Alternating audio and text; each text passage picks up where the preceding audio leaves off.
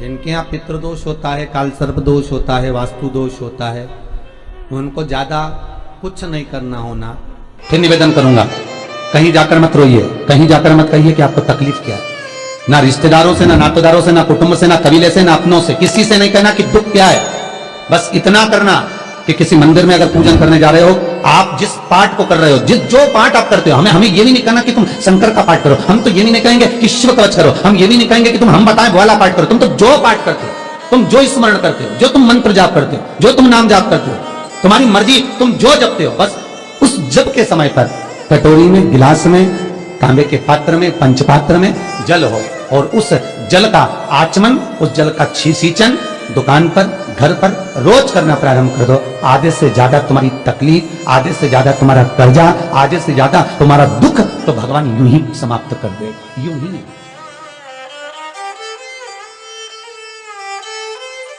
हम जल कौन सा सींचते हैं भगवान? अपनी दुकान पर पानी कौन सा छोड़ते हैं? अपने घर पर जल कौन सा सींचते हैं? जब मटके में से भरकर लिया है, कुंड में से भरकर लिया है, अपने घर में नल में से भरकर लिया है, और वो पानी लाने के बाद में अपन सब दूर छिट दिया। अपन वो वाला पानी कभी नहीं छिटते जो रखा है, जो आराधना के लिए रखा है, साधना के लिए रखा है, जो भगवत स्मरण के लिए रखा है, हमने वो नहीं छिटा। हम तो भरकर लाए और छिट दिए।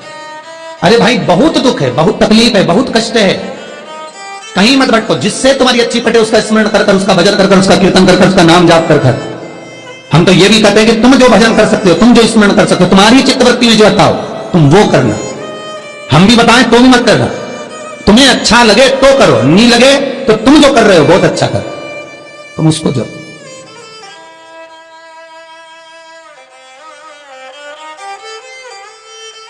तुम्हारा जपना, तुम्हारा स्मरण करना, तुम्हारी भक्ति का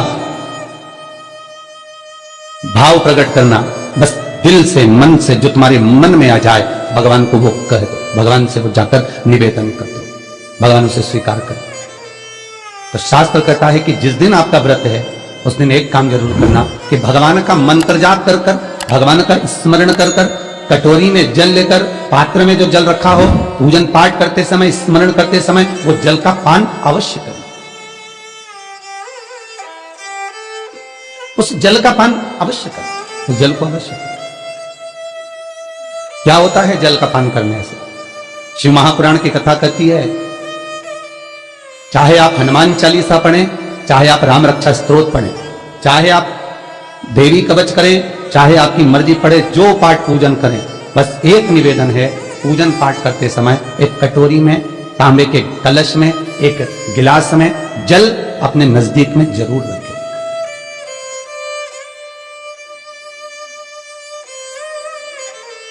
क्या होगा उससे?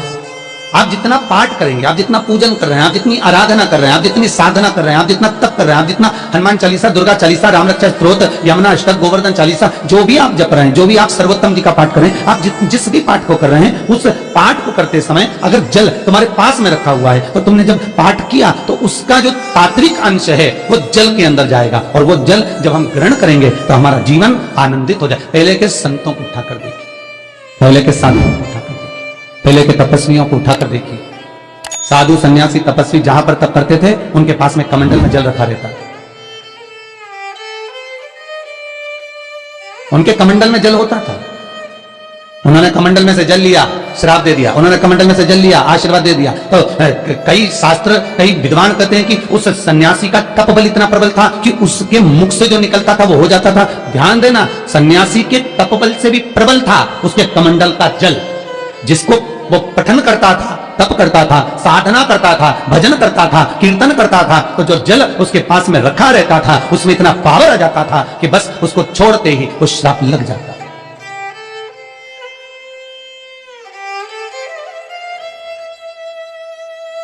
किसी मंदिर में जाएं, किसी देवालय में जाएं, किसी तीर्थ में जाएं, उस मंदिर का जल, तीर्थ, उस मंदिर का कुंड का आनंद भाव लिया जाए। भाई, भारत की भूमि पर जितने मंदिर हैं, भारत की भूमि पर जितने तीर्थ हैं, सारी नदियां, कुंड, तालाब, छोटे छोटे सरोवर, बावड़ियां, ये सब मंदिर के पास में ही क्यों बनवाए गए?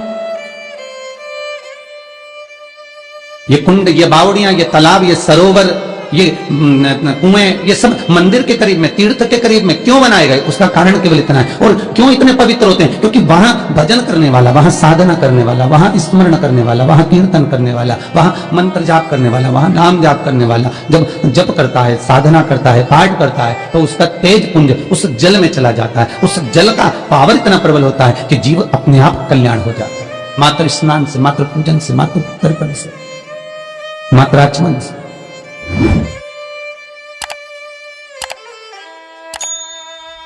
शिव महापुराण तो यहां तक कहती है कि आप शंकर भगवान को जल चढ़ाएं, थोड़ा सा जल पात्र में रख लें। जहां पूजन कर रहे हैं, जब थाली से पूजन, पहले सबसे पहले तो जल ही चढ़ाओगे ना, जल चढ़ाने के बाद उस पात्र को रख लें, थोड़ा सा पानी उसमें बचा लें, 2-4 बूंद, 8 बूंद, 15 बूंद, 20 बूंद, 1 किलो, थोड़ा सा।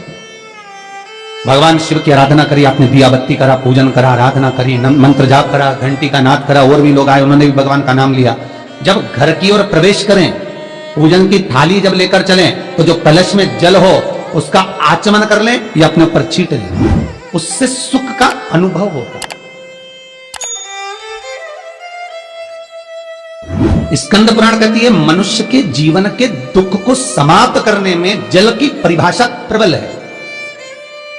श्री शिवाय नमस्तुभ्यम। गुरु जी के उपाय और जानने के लिए हमारे चैनल को सब्सक्राइब जरूर करें। धन्यवाद।